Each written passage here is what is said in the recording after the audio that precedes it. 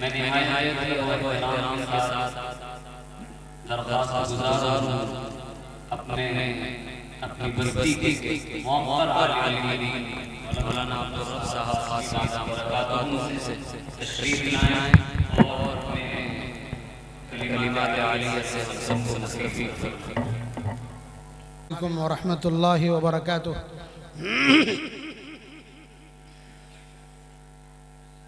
الحمد لله رب العالمين والصلاة والسلام على سيد الأنبياء والمرسلين محمد وعلى آله وأصحابه أجمعين، أما بعد. أعوذ بالله من الشيطان الرجيم، بسم الله الرحمن الرحيم. وإنه لكتاب عزيز لا يأتيه الباطل من بين يديه ولا من خلفه تنزيل من حكيم حميد. وقال النبي صلى الله عليه وسلم: ما من امرئ يقرأ القرآن ثم ينساه لقي الله وهو أجزم، أو كما قال صلى الله عليه وسلم.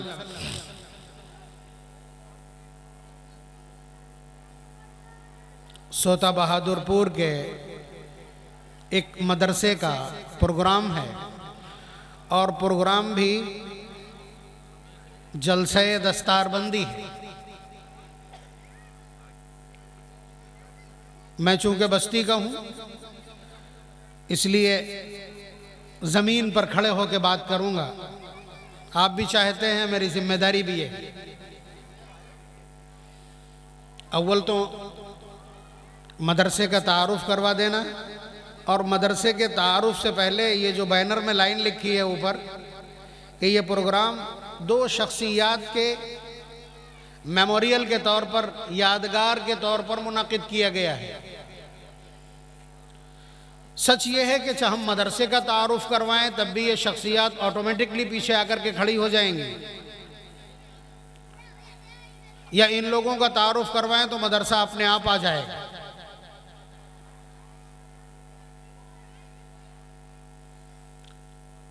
آپ حضرات جانتے ہیں، ابھی ہمارے بزرگ سب موجود ہیں، وہ بتلائیں گے کہ ایک وقت تک بستی کے پاس کوئی پڑھا لکھا شخص نہیں تھا۔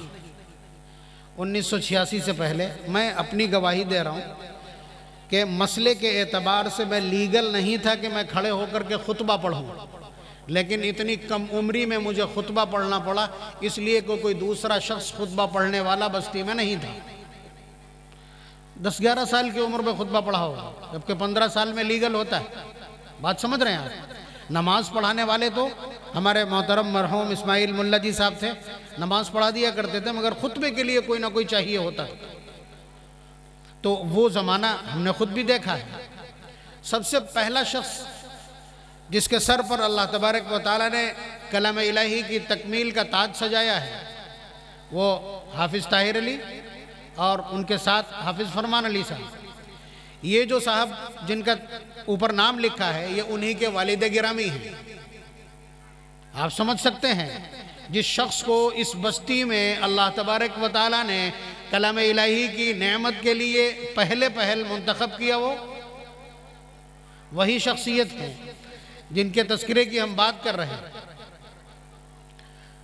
اللہ تبارک و تعالیٰ کسی بھی بستی کی قسمت کا فیصلہ کرتے ہیں، اس کو کتنا علم عنایت کرنا ہے، اس کو کتنا اعزاز دینا ہے، اس کو کن عذابات میں مبتلا کرنا ہے، اس کو کون سی سزا دینا ہے، اور کب اس بستی کو اٹھا کر کے الٹ کر کے الٹا کر دینا ہے۔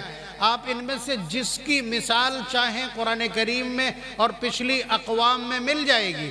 ایک آیت وَكَمْ أَهْلَكْنَا مِنْ قَرْيَةٍ بَطِرَتْ مَعِيشَتَهَا، کہ کتنی بستیاں ایسی ہیں کہ جن کی معیشت ہم نے تباہ کر دی۔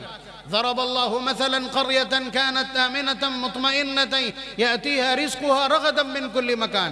ایک بستی کی مثال اللہ تعالیٰ نے اس طرح دی، وَإِن مِّن قَرْيَةٍ إِلَّا نَحْنُ مُهْلِكُوهَا قَبْلَ يَوْمِ الْقِيَامَةِ أَوْ مُعَذِّبُوهَا عَذَابًا شَدِيدًا وَإِذَا أَرَدْنَا أَن نُهْلِكَ قَرْيَةً أَمَرْنَا مُتْرَفِيهَا فَفَسَقُوا فِيهَا فَحَقَّ عَلَيْهَا الْقَوْلُ فَدَمَّرْنَاهَا تَدْمِيرًا۔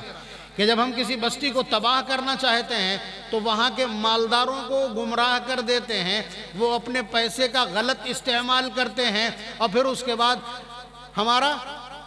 ہمارے پاس فیکٹ اور ایویڈنس ہو جاتے ہیں، یعنی یہ ثبوت ہو جاتا ہے کہ یہ باغی ہیں، ہلاک کیے جانے کے لائق ہیں، فَدَمَّرْنَاهَا تَدْمِيرًا، ہم تہس نہس کر دیتے ہیں۔ تو بستیوں کو تباہ کرنے، انہیں اعزاز دینے کا اللہ تبارک و تعالیٰ کا اپنا ایک سسٹم، ایک نظام، ایک دستور ہے، ایک میکینزم ہے۔ اسی کے تحت میں جو چیزیں جانتا ہوں، بہت چھوٹا تھا، محترم جناب مبارک علی صاحب مرحوم علماء سے بے پناہ محبت، دینداروں سے بے پناہ محبت۔ والد گرامی جب کوئی بات کہتے تھے تو ان کا جملہ صرف اتنا ہوتا تھا، ہمارے علماء نے کہی دے۔ اور یہ صرف ان کا نہیں، ان کا چونکہ اس وقت نام لے رہا ہوں، تذکرہ کر رہا ہوں، اس لیے ان کے سلسلے میں یہ بات ہے، ورنہ یہ جتنے سفید ریش اس مجلس میں بیٹھے ہیں، نظریہ سب کا وہی ہے، اور اللہ تبارک و تعالیٰ نے ان کے اس نظریے، ان کی اس محبت، ان کی اس دلچسپی، ان کے اس شغف کا ایسا اکرام فرمایا ہے کہ آپ کو بہت قریب میں، آس پاس میں، زمانوں ایسی مثال نہیں ملے گی۔ ابھی 1 نومبر کو، 2 نومبر کو آپ نے ایک بڑا اجلاس دیکھا، بڑی کانفرنس دیکھی شمس آباد میں، وہاں 68 بچوں کی دستار بندی تھی، 68 بچوں کی دستار بندی تھی، جس میں سوتا بہادر پور کا پارٹیسپیشن کیا ہے؟ 31۔ 68 میں سے 31 اس سوتا بہادر پور کے نوجوان اور بچے تھے، جبکہ یہ وسائل کی بستی نہیں ہے، یہاں بہت وسائل نہیں ہیں، اور یہ کوئی بہت بڑا گاؤں نہیں ہے۔ ابھی بتلائیں گے، یہ بیٹھے ہیں بچے جو سیاست میں سرگرم ہے، کہ کتنے ووٹ کی بستی، یہ 5000 ووٹ کی بستی ہے، تو کل اس کا حجم کتنا ہے اور اس کی آبادی کتنی ہے، اور ایک پروگرام میں ضلع کی ایک اسٹیج پر 31 بچوں کی دستار بندی۔ ابھی آج یہاں کچھ بچوں کی دستار بندی ہونا ہے، اور ابھی 28 تاریخ کو پھر دستار بندی کی یہ مجلس سجے گی انشاءاللہ۔ تو یہ ان لوگوں کا شغف ہے، ان بزرگوں کا شغف ہے۔ ہم نے دیکھا وحید اللہ بھائی جماعت کے ایک بڑے ذمہ دار یہاں آ جایا کرتے تھے، تو بستی کے اس وقت کے جو بزرگ ہیں ان کے پیچھے پیچھے ایسے گھومتے تھے جیسے کوئی بہت اللہ کا بڑا ولی آیا ہوا، مطلب میں نے جو کچھ دیکھا۔ تو ظاہر سی بات ہے، حالانکہ وہ نہ حافظ تھے نہ عالم تھے، وقت لگایا تھا، انتہائی درجے دیندار اور انتہائی درجے نیک طینت آدمی تھے، بس اس نیکی کی وجہ سے ان کے پیچھے گھومنا، حالانکہ بڑا شعور نہیں تھا۔ بستی کے لوگوں کو جب حال یہ ہے کہ خطبہ پڑھنے والا نہیں تو ان کا دینی شعور کیسا ہوگا آپ کو معلوم ہے، لیکن پیچھے گھومنا اللہ تبارک و تعالیٰ کو نیکیوں سے اور نیکوکاروں سے یہ محبت پسند آئی ہے۔ تو اس وقت یہ بستی اپنے شکم کے اندر، اپنی دھرتی کے اوپر تقریباً 250 حفاظ اور تقریباً 20 سے 25 علماء، جس میں بہت سارے فضلاء دارالعلوم ہیں۔ آپ اندازہ لگائیے گا، یہ 86 کے بعد سے اب تک اس بستی کو اب علم کا گہوارہ کہا جانے لگا۔ تو ظاہر سی بات ہے، اس وقت کے جو بزرگ اور نیک طینت لوگ تھے، انہوں نے جس طرح سے دلچسپی دکھلائی ہے، میں اس کا سب سے بڑا گواہ اور شاہد ہوں، اس لیے کہ وہ سارا لڑائی تو میں نہیں دیکھا۔ پہلا انہوں نے جب عالم دیکھا بستی میں، تو اس کے بعد جس طرح سے محبتیں دی، پلکوں پہ بٹھایا، میں کہہ سکتا ہوں میری زبان اسی لیے بگڑی ہے کہ مجھے یہ چھوٹ تھی، میں جو جی چاہے کہہ لوں۔ بات سمجھ رہے ہیں؟ منکرات کے خلاف جس طرح کی تلخ زبان چاہوں استعمال کر لوں۔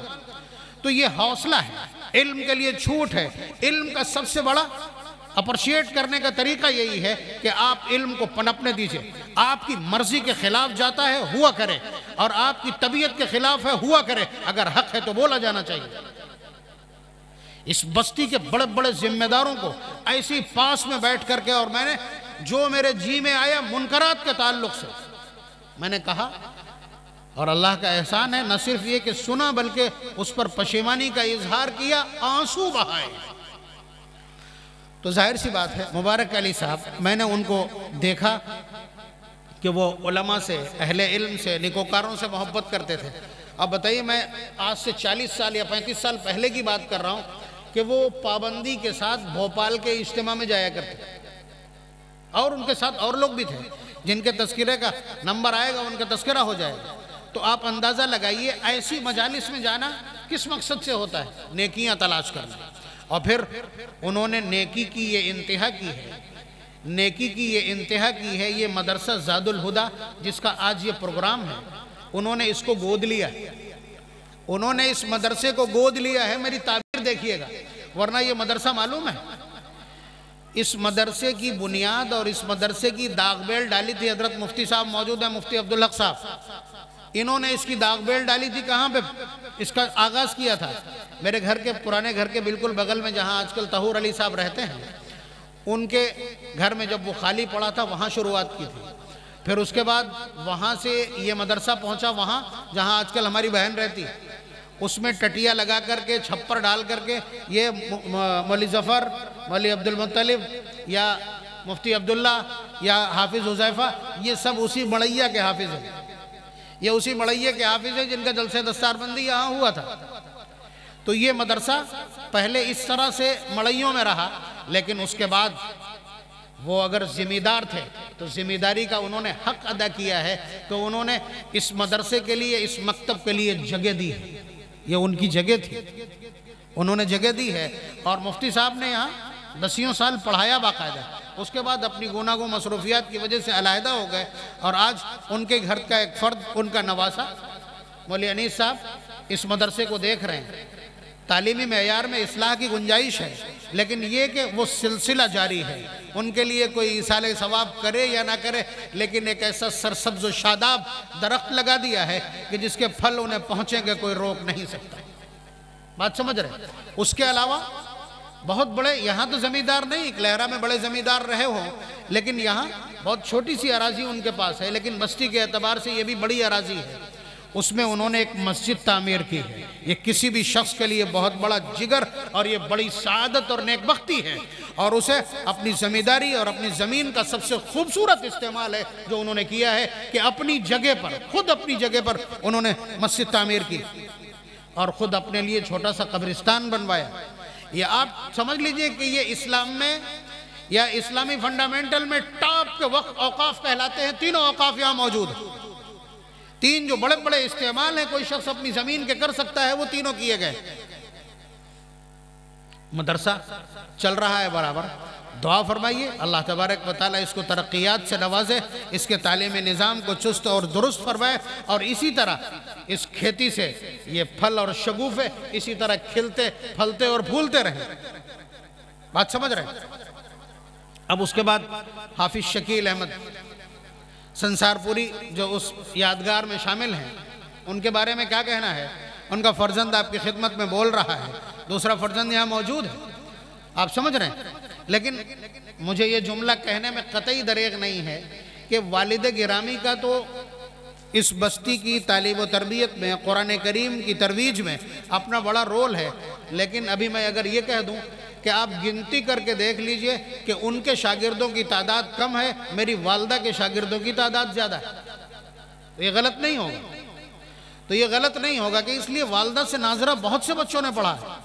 آج جو مولانا آپ کو دکھائی پڑ رہے ہیں ان میں بہت سے ایسے ہیں جنہوں نے ناظرہ پڑھا۔ یہ مدرسہ زاد الہدیٰ 2002 میں قائم ہوا ہے۔ موجود مدرسوں میں سب سے قدیم درسگاہ تو وہ ہے جو 1982 میں والدہ نے قائم کی تھی۔ والد گرامی جب یہاں تشریف لائے تھے تو ان کے پاس تقریباً 10 سال کی عمر رہی ہوگی، بڑی بڑی بچیاں تھیں جن کو اس وقت ذاکر بھائی یہاں موجود ہوں گے، ذاکر بھائی، شاکر بھائی، صادق، ان کی جو بہن ہیں وہ پڑھتی تھیں، اور ہمارے پڑوس میں جو کلو بھائی ہیں ان کی بہن، یہ دونوں اس وقت بڑی بڑی تھیں۔ ابو نے انہیں اپنے پاس سے اٹھا کر کے والدہ کے پاس بھیج دیا تھا۔ یہ 1982 کا واقعہ ہے، اور اس وقت سے یہ تسلسل آج تک جاری ہے۔ اس وقت 73 سال عمر ہے والدہ کی تقریباً، اور ان کے پاس 40 بچیاں پڑھتی ہیں فری آف کاسٹ۔ تو یہ ایک کوشش تھی، اللہ تبارک و تعالیٰ نے جس سے چاہیں کام لے لے۔ اب اللہ کا احسان ہے کہ ہر گھر درسگاہ ہے، ہر گھر درسگاہ ہے۔ جو بھی ہمارا عالم آتا ہے اپنے گھر میں درسگاہ کھول لیتا ہے، کلیجے کی بات ہے۔ اپنے گھر میں اتنے بچے بٹھانا اور انہیں پورے دن انہیں پورے دن رکھنا، ان کی تربیت کرنا، پڑھانا، ان کا شور سننا بڑے جگر گردے کی بات ہے۔ لاکھوں روپے کے مدارس جو کام کر رہے، یہ علماء اپنے گھروں میں بیٹھ کر کے اتنا کام کر پا رہے ہیں، اور یہ اتنا خوش آئند ہے اور اتنا مضبوط معاملہ ہے کہ مدارس کے اوپر حکومت کی نگاہ ہے، طرح طرح کے حربے استعمال کر کے وہ مدارس کے نظام کو درہم برہم کر دینا چاہتے ہیں، لیکن ہمارے اوپر کس بنیاد پہ وہ حملہ آور ہوں گے؟ میرا تو گھر ہے، میرے خاندان کے بچے ہیں، میرے پڑوس کے بچے گھر میں پڑھ رہے ہیں، اگر اس پر پابندی ہو، کوئی قانون ہو تو بتا دیجئے۔ تو یہ سب سے سیف زون ہے۔ ایک طرف یہ شکوہ ہے ہم کو کہ بہادرپور ایک بڑا مدرسہ چلا سکتا تھا، لیکن دوسری طرف ہمیں اطمینان یہ ہے کہ ہمارے گھر درسگاہیں ہیں جنہیں بند کر پانا کسی طاقت کے لیے آسان نہیں ہے، اور یہ کسی بھی زمانے میں آخری طریقہ ہوتا ہے قرآن و سنت کی تعلیمات کو بچانے کا کہ ہر گھر درسگاہ بن جائے۔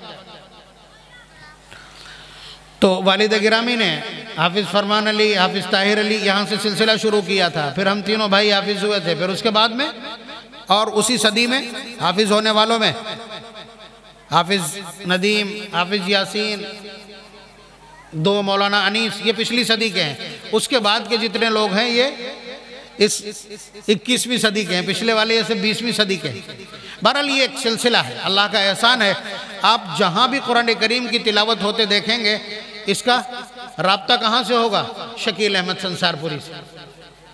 بہرحال یہ کام جتنا ہو گیا ہے کہ آپ کے پاس تقریباً 150 سے 200 حفاظ ہیں، آپ کے پاس 25 زیرک علماء ہیں، تو یہ اتنا بڑا کام ہے جو ایک صدی میں ہوتا ہے، لیکن ایک صدی کے اس کام کو اللہ تبارک و تعالیٰ نے مختصر وقت میں اس لیے کر دیا ہے کہ یہاں کے لوگوں نے قرآن کریم سے ایسی محبت دکھلائی ہے جس کا نمونہ آج بھی موجود ہے۔ حافظ گڑبڑ کرتے ہیں، ہمارے حفاظ کرام گڑبڑ کرتے ہیں، میچ کھیلتے ہیں، نماز نہیں پڑھتے، کوئی بیڑی بھی پی لیتا ہے، کوئی بغیر ٹوپی گھوم رہا ہے، یہ سب کچھ غلطیاں ہیں جن پر ٹوکا اور ڈانٹا جانا چاہیے، لیکن آج تک کوئی ایسا حادثہ اس بستی میں نہیں ہوا ہے کہ ایسے بھی کسی حافظ کے ساتھ کسی نے اونچی آواز میں بات کی ہو یا اس سے بدتمیزی کی ہو۔ یہ اس احترام کا اثر ہے جس احترام نے رنگ دکھلایا ہے کہ جس منچ کو چاہتے ہیں آپ جیت لیتے ہیں، جس منچ کو آپ چاہتے ہیں جیت لیتے ہیں۔ 2 نومبر کو ہونے والا وہ اجلاس کتنی مشکلات سے ہوا تھا، ہماری گردنیں یہاں تک پھنسی تھی، آپ کو معلوم نہیں ہوگا۔ پولیس کپتان مسجد گھیرتا تھا آ کر کے، ایڈیشنل نے ایک مسجد گھیری آ کر کے کہ یہ کیا بول رہے ہیں، اصل میں وہ یتی نرسنگ آنند کے خلاف میمورنڈم دینے کے بعد میں ہم لوگ راڈار پہ تھے، تو اس کے بعد وہ کتنی مشکلات سے وہ اتنی بڑی کانفرنس ہوئی تھی، اور اس کانفرنس میں بھی بہادرپور تھا۔ خیر آپ اگر اپنی بات کریں گے تو یہاں اس وقت شمس آباد بھی موجود ہے بڑی تعداد میں، چھوٹا سا پروگرام ہے، اور اس یخبستہ ہواؤں میں اور اس خون جمع دینے والی سردی میں وہ 30 کلومیٹر کا سفر کر کے آپ کے یہاں آئے، آپ خوشگوار موسم میں گئے تھے۔ اللہ تبارک و تعالیٰ ان کے آنے کو قبول فرمائے، اور اسی طرح ایک دوسرے کے ساتھ یہ بستیاں آپس میں بڑی معاون ہیں علمی اعتبار سے، یہ اللہ تبارک و تعالیٰ کا فیصلہ ہے۔ یہ تو ہو گیا تعارف ان دونوں ہستیوں کا۔ دعا فرمائیے اللہ تبارک و تعالیٰ انہیں اپنی شایع نشان اجر عنایت فرمائے، اور ان جیسے اور جو اس بستی کے اندر ہیں جو قرآن سے، قرآن والوں سے، قرآن پڑھنے والوں سے، قرآن سے محبت کرتے ہیں، اللہ تبارک و تعالیٰ ان سب کو جزائے خیر برحمت فرمائے کہ ان کی محبتوں کی وجہ سے یہ قرآن کریم کا چاروں طرف جو چرچا ہے اور گھر گھر سے جو آوازیں اٹھتی ہیں قرآن کریم کی، وہ ان سب کی محبتوں کا نتیجہ ہے۔ اللہ تبارک و تعالیٰ اس محبت کو اپنی بارگاہ میں قبول فرمائے۔ یہاں پر ایک بات مکمل ہو گئی۔ دوسری بات مجھے عرض کرنی ہے کہ دیکھیے ہمارے جو حفاظ کرام ہیں انہوں نے حفظ کو ایک ڈگری سمجھ لیا ہے، ایک ڈگری سمجھ لیا ہے کہ وہ ڈگری مل گئی، اب ہم حافظ جی ہیں چاؤں کو چھو کریں، اب ہم حافظ جی ہیں ہم چاؤں کو چھو کریں۔ یہ غلطی ہے، یاد رکھیے گا، بہت بڑی غلطی۔ روزہ اگر آپ نے نہیں رکھا ہے تو ایک روزہ آپ رکھ لیں تو بھرپائی ہو جائے گی، اور اگر آپ نے رکھ کے توڑا ہے تو، آپ نے روزہ رکھ کے اگر توڑا ہے تو 60 لگاتار روزے رکھنا پڑیں گے اور ایک قضا کا الگ سے رکھنا پڑے گا۔ فرق سمجھ لیجئے گا۔ جو شخص حافظ نہیں ہے سزا تو اس کو بھی ہونی ہے، لیکن وہ سزا ایسی ہے کہ ڈانٹ ڈپٹ ہوگی. اگر کوئی معقول عذر پیش کر دے گا تو ممکن ہے بچ جائے، ورنہ جو سزا اللہ تعالیٰ متعین کریں گے. لیکن قرآن کریم پڑھ کر کے اور بھول جانے والا، حضرت سعد ابن عبادہ کی روایت ہے جو میں نے خطبے میں پڑھی ہے، نبی اکرم صلی اللہ علیہ وسلم کا ارشاد گرامی، ما من امرئ یقرأ القرآن ثم ینسا لقی اللہ وہو اجزم. آپ کسی دعوت میں جاتے ہیں، ہم نے دیکھا بہادرپور کا کوئی آدمی جب دعوت میں جاتا ہے تو نئے کپڑے ہی پہن کے جاتا ہے، حالانکہ وہاں سالن بھی گر سکتا ہے اور کوئی دیکھنے والا بھی نہیں، آپ کو کوئی ضروری نہیں کہ آپ کو پوچھے. لیکن نہیں، لوگ کیا کہیں گے، لوگ کیا کہیں گے، جبکہ وہاں لوگ جاننے والے بھی نہیں، 2-4 جاننے والے مل جائیں تو الگ ہے. لیکن نہیں، نئے کپڑے پہن کے جائیں گے، لوگ کیا کہیں گے. یعنی لوک لاج کا یا سوشل پریشر کا اتنا اثر ہوتا ہمارے اوپر. اب آپ بتلائیے کہ میدان محشر میں اگر کوئی رسوائی کا ٹیگ لگ گیا تو کیا ہوگا. جہاں حضرت آدم علیہ السلام سے لے کر صبح قیامت تک پیدا ہونے والی تمام انسانیت موجود ہوگی، وہاں اگر بے عزتی ہوتی ہے تو کیا ہوگا. اللہ تبارک و تعالیٰ نے جو تعزیرات طے کی ہیں ان میں بہت ساری ایسی ہیں. مثلا کسی آدمی نے 2 شادیاں کر لی اور وہ ان کے بیچ انصاف نہیں کرتا ہے تو وہ کیسے آئے گا معلوم ہے؟ ایک مڈھا جھکا اور ایک مڈھا اونچا. پہچان لیا جائے گا یہ کس کیٹیگری کا مجرم ہے اور اسے تعزیرات کی کون سی دفعہ لگی ہے. یا اسی طرح جو آدمی صاحب استطاعت ہے اور پھر لوگوں سے مانگتا ہے، ہاتھ پھیلاتا ہے، وہ کیسا آئے گا معلوم؟ بالکل کنکال، اس کے چہرے پہ وجہہ خداجن، اس کے چہرے پہ گوشت نہیں ہوگا. بات سمجھ رہے؟ اسی طرح وہ شخص کہ جس نے قرآن کریم کو پڑھا، یاد کیا اور پھر بلا دیا، وہ ایسے آئے گا جیسے کوڑھی نہیں ہوتا. لقی اللہ وہو اجزم، اللہ سے وہ اس حال میں ملاقات کرے گا کہ کوڑھی ہوگا. یہاں سفید کپڑے پہن کے گھوم رہے ہیں آپ، حافظ جی، اور پورا سال گزر جاتا ہے، کوئی ایک پارہ تلاوت کرنے والا نہیں. بھائی دیکھیے، بہت صاف سی بات ہے کہ یہ بچے ہمارے 14 15 سال کے ہیں جنہیں ذمہ داری کا مطلق احساس نہیں ہوتا، لیکن ان کے پیچھے پورا گھرانہ ہے جو وہاں دستار بندی میں اپنا احساس سمجھ رہا تھا کہ اتنی ذمہ داری نہیں نبھا سکتا کہ گھر سے نکلنا نہ دیں اس وقت تک جب تک وہ ایک پارے کی تلاوت گھر کے اندر نہ کر لے. بھائی 24 گھنٹے ہیں، 1 گھنٹہ قرآن کریم کے لیے وقف رہنا چاہیے. اگر ایسا نہیں ہوتا ہے تو یاد رکھیے گا یہی قرآن کریم وبال بن جائے گا، یہی قرآن کریم وبال بن جائے گا. نبی اکرم صلی اللہ علیہ وسلم نے ارشاد فرمایا کہ عرضت علی اجور امتی، کہ میرے سامنے اللہ تبارک و تعالیٰ نے میری امت کے تمام اعمال کا اجر اور اس کا ثواب پیش کیا. محدثین کہتے ہیں کہ اس سے مراد معراج کا سفر ہے، کہ معراج میں جب حضور تشریف لے گئے تو حضور کے سامنے امت کے تمام اعمال کا اجر، کہ اگر وہ سبحان اللہ کہیں گے تو یہ ملے گا، الحمدللہ کہیں گے یہ ملے گا، قربانی کریں گے تو یہ ملے گا، یہ کریں گے تو یہ ملے گا، یہ کریں گے تو یہ ملے گا، سب کچھ. حضور فرماتے ہیں حتی القضاء، یہاں تک کہ مسجد کے اندر پڑا ہوا ایک تنکا، اس کو اٹھا کر کے اگر کوئی آدمی باہر لا کر کے ڈال دے تو اس کا بھی اجر مجھے بتلایا گیا کہ اللہ تبارک و تعالیٰ کتنا عنایت کریں گے. اب اگلا جملہ سوچئے. حضور نے فرمایا سب سے بڑی سزا جو میرے سامنے دکھلائی اور پیش کی گئی وہ تھی کہ کسی شخص نے قرآن کریم کو یاد کیا ہو اور پھر اس کو بھلا دیا. دیکھیے، سر ہلانے والے اور افسوس کرنے والے اگر یہ سمجھ رہے ہوں کہ اس سے مراد صرف حافظ قرآن ہے تو بھول جائیے گا. آپ نے 40 دن لگائے تھے جب آپ نے 10 سورتیں یاد کر لی تھی، اب 5 آپ نے بھلا دی، یہی دفعہ لگے گی اس پر بھی، یہی دفعہ اس پر لگے گی. قرآن کریم کی کوئی ایک آیت یاد کی تھی اور پھر اس کو بھلا دیا تھا. آیتن کے الفاظ موجود ہیں، صحیحین کی روایت ہے جو میں آپ کی خدمت میں عرض کر رہا ہوں. تو آپ اندازہ لگائیے کہ قرآن کریم کو اتنی مشکلوں سے کئی سال میں، 3 سال تو لگ ہی جاتے ہیں اب آج کل، 3 سال میں جس قرآن کریم کو والدین سے دور رہ کر کے حفظ کیا پھر اس کو اگر بھلا دیا یہ تو وبال ہے، خانوادے کے لیے وبال ہو جائے گا. تو اس لیے میں ہاتھ جوڑ کر عرض کر رہا ہوں اپنے ان نوجوانوں سے، حفاظ کرام سے، کہ اتنی محنت سے حاصل کی ہوئی یہ متاع ہاتھ سے جانے مت دینا. قرآن کریم کی تلاوت لازم، اور قرآن کریم کی تلاوت رات میں کی جانا چاہیے۔ حافظ کی بغیر تلاوت کی ہوئی رات وبال ہے۔ تو یہ ایک گزارش سمجھ لیجئے کہ یہ بہت بڑا مسئلہ ہے۔ دوسرا مسئلہ کہ اللہ تبارک و تعالیٰ نے اس بستی کا انتخاب کر لیا ہے قرآن کریم کے لیے، یہ بہت بڑی سعادت ہے۔ یہ تو ایسے ہی ہے کہ جس چیز کو ٹچ کر دو ایک دم انمول ہو جاتی۔ قرآن کریم ایسی جادو کی چھڑی ہے کہ جس چیز کو ٹچ کر دیجئے آپ وہی انمول ہو جاتا ہے۔ آپ بتائیے، جس امت کے لیے اترا ہے یہ قرآن، وہ امت 1,24,000 امتوں میں سب سے افضل ہو گئی۔ کنتم خیر امہ۔ جس نبی پر یہ اترا ہے وہ نبی کون ہے؟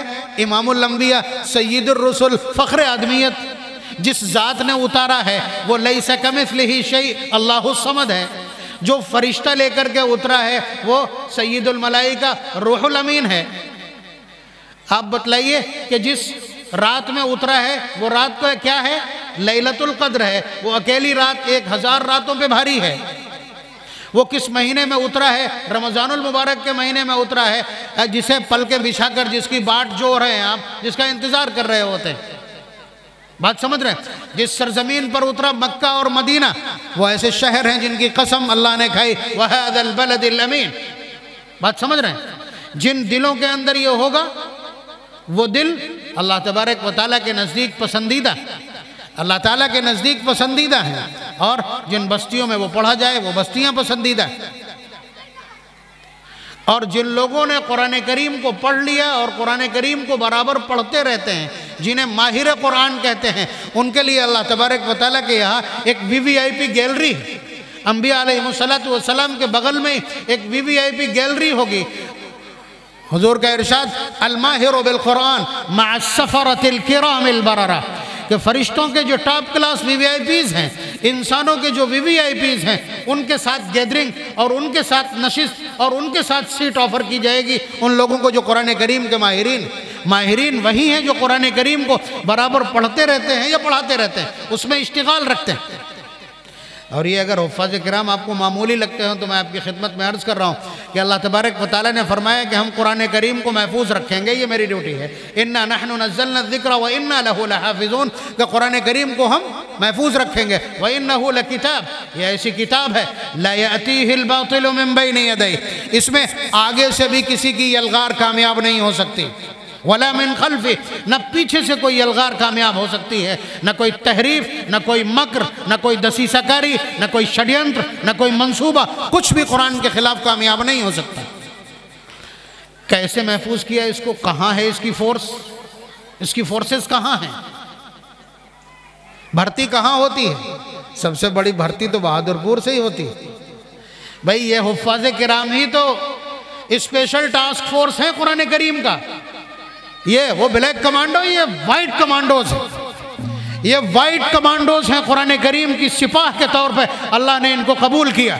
یہ چھوٹی موٹی ہستیاں نہیں ہیں۔ آپ سمجھتے ہیں ملٹری فورسز جب نکلتی ہیں تو آپ کو کنارے کھڑا ہونا پڑتا ہے، یہ اللہ تبارک و تعالیٰ کے ملٹری فورس ہے، اور یہ اسپیشل ٹاسک فورس ہے جو قرآن کریم کے لیے منتخب کی گئی، اور اس میں آپ کی بستی سے بڑی بھرتی ہے، یہ آپ کے اعزاز کے لیے بہت کافی۔ یہ ہو گئی قرآن کریم سے متعلق بات۔ اب ایک بات چھوٹی سی یہ بھی عرض کر دوں کہ یہ جو دستار بندی ہوتی ہے، یہ جو دستار بندی ہوتی، کپڑا لپیٹ دیا جاتا ہے، کیا مطلب ہے اس کا؟ اس کا مطلب کیا ہے؟ اس کا مطلب یہ ہے کہ اللہ تبارک و تعالیٰ بھی اسی طرح کا اعزاز دیں گے حافظ کو میدان محشر میں۔ بات سمجھ رہے ہیں؟ اسی طرح کا اعزاز دیں گے۔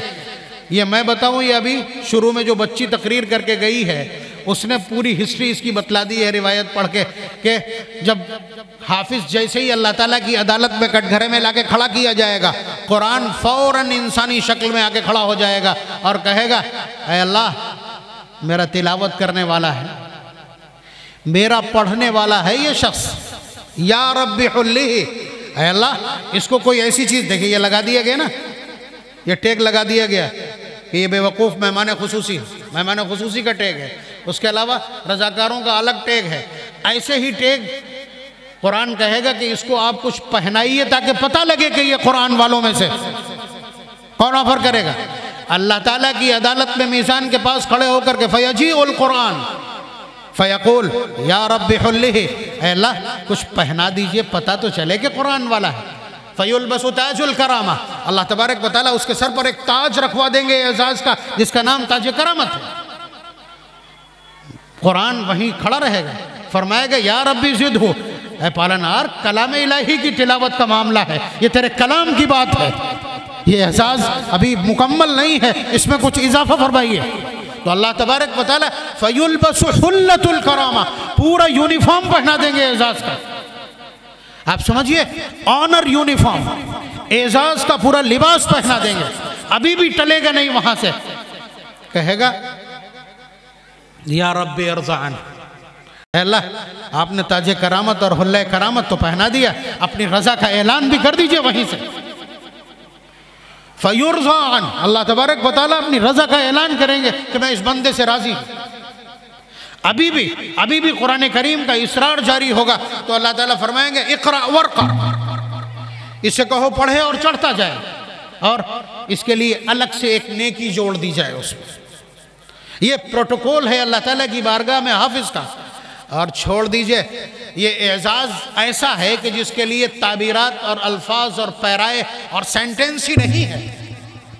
بات سمجھ رہے ہیں آپ؟ روایت کے الفاظ کہتے ہیں کہ حافظ، اس نے تو محنت کی، کوئی مسئلہ نہیں، اللہ تعالیٰ، آپ نے قرآن میں یہ سنا ہے نا بار بار، یوم یفر المرء من اخیہ وامہ وابیہ وصاحبتہ وبنیہ، کہ وہ دن اتنا خطرناک ہوگا جس دن بیٹا باپ سے چھپ رہا ہوگا اور باپ بیٹے سے چھپ رہا ہوگا، ماں بیٹے سے، بیٹا ماں سے چھپ رہا ہوگا، کہیں ایسا نہ ہو دیکھ لیں اور نیکی کا سوال کر لیں، نیکی کا سوال کر لیں، سب بھاگ رہے ہوں گے، لیکن حافظ قرآن اپنے والد کو تلاش کرتا پھرے گا، اس لیے کہ آواز دی جائے گی من قرأ القرآن وعمل بما فيه البس والداه تاجا يوم القيامة ضوءه احسن من ضوء الشمس۔ میں نے ایک جملہ کہا ہے کہ حضور کے پاس بھی الفاظ نہیں ہیں انسانوں کو سمجھانے کے لیے، تاج اور تاج کی قیمت یا تاج کی روشنی یا اس کی چمک دمک سمجھانے کے لیے نبی آخر الزماں کے پاس الفاظ نہیں ہیں۔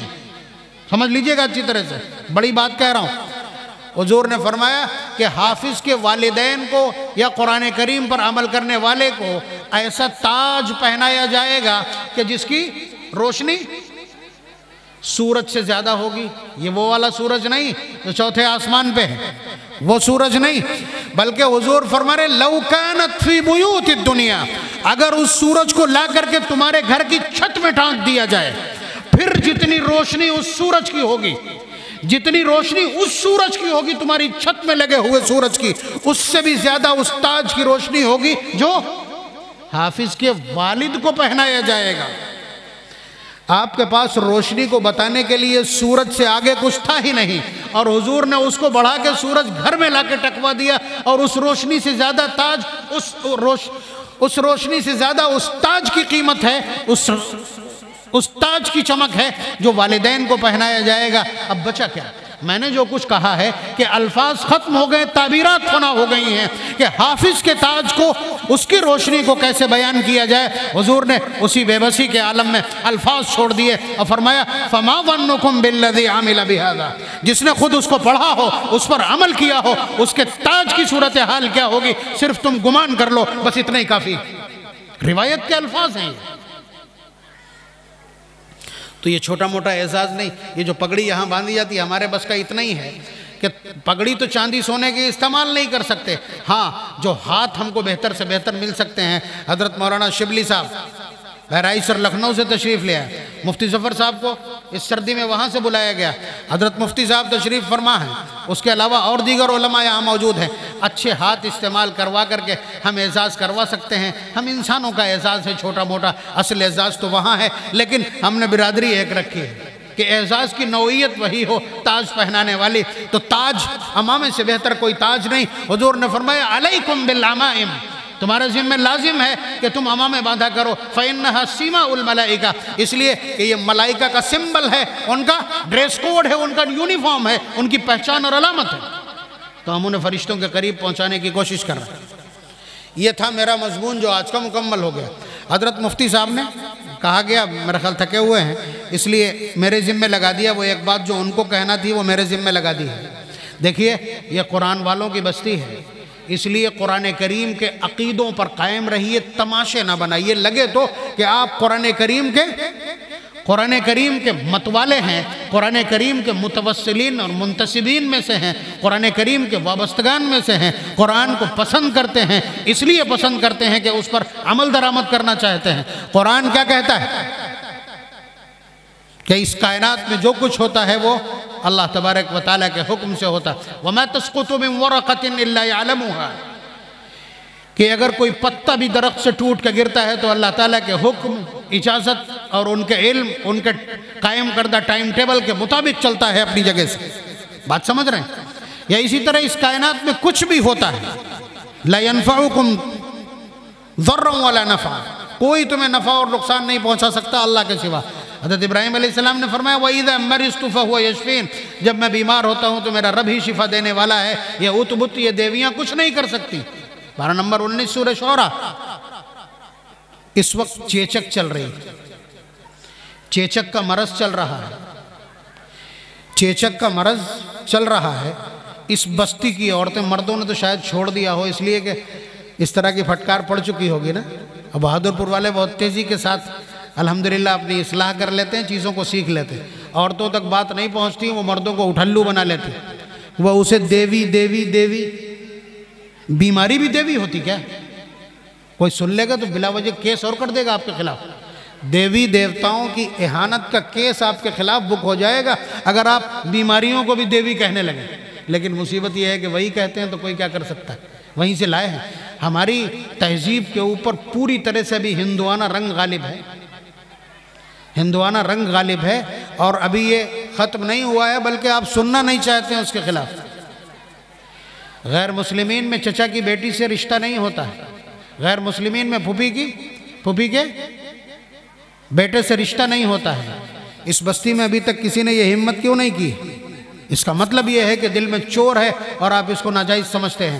خدا کی قسم اگر تم میں سے کوئی بھی شخص یہ کہہ دے کہ یہ ناجائز ہے تو ترنت وہ کافر ہو جائے گا اور اس کا نکاح بھی جگہ پہ ٹوٹ جائے گا۔ وجہ بالکل صاف، قرآن کریم نے ڈائریکٹ وے میں یہ بیان کیا، یا ایھا النبی انا احللنا لك ازواجك اللاتي آتيت اجورهن وما ملكت يمينك مما افاء الله عليك وبنات عمك، کہ نبی ہم نے آپ کے لیے حلال کی ہیں آپ کی چچا کی بیٹیاں، وبنات عماتك، اور پھوپھی کی بیٹیاں۔ کہاں سے لائے یہ ڈرامہ آپ کہیں رشتہ قریب کا ہے تو ماموں کا رشتہ کون سا دور ہے، خالہ کا رشتہ کون سا دور ہے، وہ بھی تو ایک ہی پیٹرن پہ۔ اور اس کے علاوہ برات سے پہلے جو پیڑ گاڑ کے اس پہ پیسے چڑھائے جاتے ہیں۔ مطلب یہ میں صرف بانگی آپ کو دے رہا ہوں کہ ابھی آپ کی تہذیب میں اس طرح کی گندگی باقی ہے، اس کو قرآنی معاشرہ نہیں کہا جا سکتا۔ حفاظ موجود ہیں، عمل شروع نہیں ہوا ہے، اس لیے گزارش کرتا ہوں ہاتھ جوڑ کر کے کہ اس بستی کو عمل کا بھی گہوارہ بنائیے، اس بستی کو عمل کا بھی گہوارہ بنائیے۔ نئی نسل کان کھول کر کے سن لے کہ اگر یہ چیزیں واقعی ہندوانہ ریت روایات کی ہیں اور آپ کو بتلایا جا رہا ہے تو آپ عہد کیجئے کہ ان سب کو انشاءاللہ چھوڑنا ہے۔ تو عرض یہ کر رہا تھا میں کہ وہ جو دانے نکلتے ہیں ان کو ہم نے کیا سمجھا ہے، دیوی کہنا شروع کیا ہے، اور اس دیوی کی وجہ سے گوشت نہیں پکتا ہے، دیوی ناراض ہو جائیں گے اس لیے کہ وہ شاکاہاری۔ بات سمجھ رہے ہیں نا؟ بتائیے تو اس کا مطلب کفر پھیلا گھر کے اندر۔ آپ کا گھر ہے، یہ مندر ہے، آپ کا گھر ہے، آپ کا گھر ہے یا کسی پنڈت کی کٹی ہے؟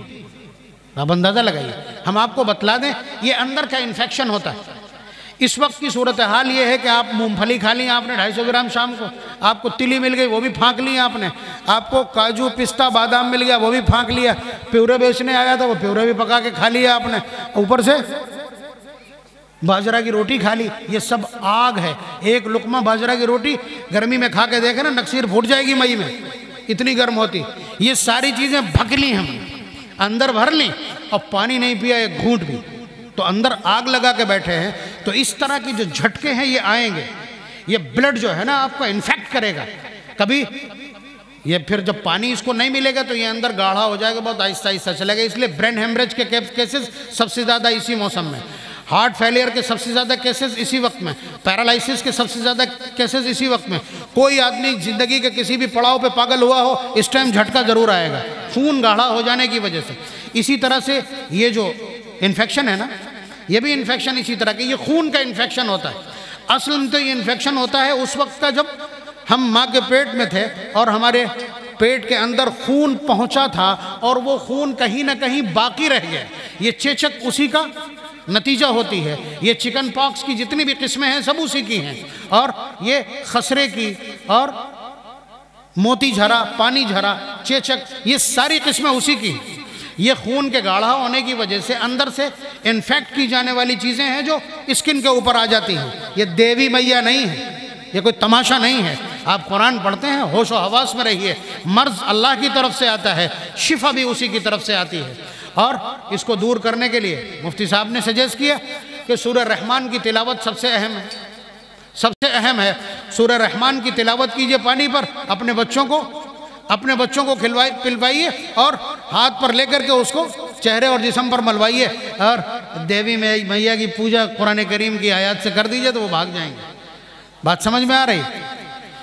تو اس لیے اچھی طرح سمجھیے، اگر بگھار وغیرہ کے لیے منع کیا جاتا ہے تو اسکن پہ اگر کوئی چیز ایسی ہے جو انفیکٹ کر رہی ہے تو جب بگھارا جاتا ہے تو بگھار کی بوندیں، تیل کی بوندیں پورے میں پھیلتی ہیں. اگر اس مریض کے جسم میں جائیں گی تو اس کو چلچلاہٹ ہوگی اور اس کو خارش ہوگی. اس لیے منع کیا جاتا ہے، یہ کوئی پوجا نہیں ہے. اگر یہ منع کیا جاتا ہے، اب مانتے ہیں کچن میں ہی بچہ لیٹا ہے تو بات کہی جا سکتی ہے، ورنہ اس کی بھی ضرورت نہیں. اس کے علاوہ کھال پر ہونے والے اس طرح کے انفیکشنز کے لیے قرآن کریم کی وہ آیات بہت کارآمد ہیں جن میں لفظ سلام آتا ہے. سلام قولا من رب الرحیم، سلام علی موسیٰ و ہارون، سلام علی نوح فی العالمین، سلام علی ابراہیم، سلام علی الیاسین، سلام علی من اتبع الہدى، سلام ہی حتی مطلع الفجر، سلام علی عبادہ الذین اصطفى اللہ خیر مما یشرکون. حفاظ کرام ہیں، نوٹ کر لیں جی چاہے تو. اس طرح کی چیزوں میں دلچسپی بالکل نہیں ہے. نوجوانوں کو ہم دیکھ رہے ہیں. اور ایک اور آخری بات کہ نوجوان داڑھی کاٹ لیتے. میں مسئلہ بتائے دے رہا ہوں، ایک مشت داڑھی سے پہلے اگر آپ نے قینچی لگائی تو آپ کے پیچھے نماز ناجائز ہے. پھر مت کہیے گا ہمیں آگے نہ بڑھاؤ، ٹھیک ہے؟ نماز جائز نہیں ہے ایسے شخص کے پیچھے. اور جو اگر یہاں بال کاٹنے والے بھی موجود ہوں تو میں ان سے گزارش کروں گا کہ کسی کی داڑھی کو قینچی نہ لگائیں. اپنا ہنر اپنے پاس رکھیں. اپنا ہنر اور اپنا جادو جتنا جگانا ہے نا، ڈیزائنیں یہ بالوں پہ جگائیں کسی کی داڑھی میں کہ یہ لا وہ برابر کرتے ہیں. داڑھی کے بال تو اونچے نیچے ہوتے ہیں، وہ برابر کرنے کے چکر میں اتنے میں ختم ہو گیا، فاسق فاجر قرار پایا، اس کے پیچھے نماز نہیں ہو سکتی، تباہ کر لیا اس نے سب کو.